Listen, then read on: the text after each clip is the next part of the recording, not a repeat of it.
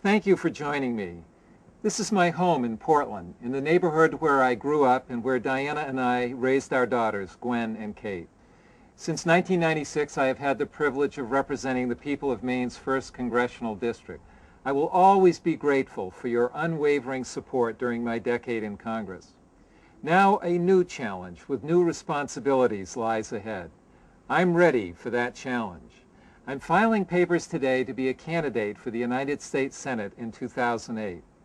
I'm running for the Senate because Maine and America face unprecedented challenges. For the last 6 years, the Bush administration, supported by a Republican Congress, has failed the American people. Maine people tell me they want our involvement in the Iraq War, the worst foreign policy mistake in our nation's history, to end. They tell me that they've had enough of tax and budget policies that deprive the poor and middle class while enriching the wealthy. They say they can't afford good health insurance.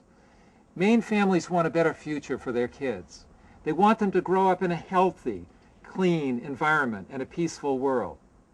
I'm running for the Senate because I believe that these concerns must become America's priorities. Maine people want common sense solutions in Washington. They want our government to pursue foreign and military policies that keep America strong.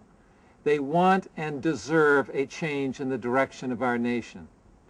In Congress, I have fought to reduce prescription drug prices for seniors, to give small businesses the same health insurance as members of Congress, to increase education funding for our school children, and to curb the threat of climate change. I am proud of my record, of the battles I have fought, and of the votes I have cast. Susan Collins and I were both first elected in 1996. For over a decade, we have voted on the same issues. But how we have voted and what we have fought for reflect profoundly different views, visions, and beliefs. This election is about strong leadership and sound judgment under pressure. It's about who and what we fight for, and it's about the future direction of our country.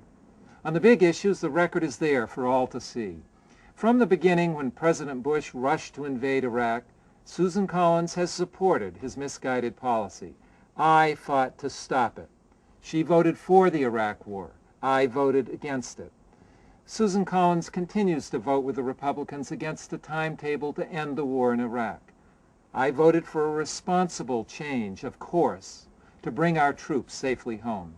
Susan Collins voted for the enormous tax giveaways for the very rich in 2001 and 2003.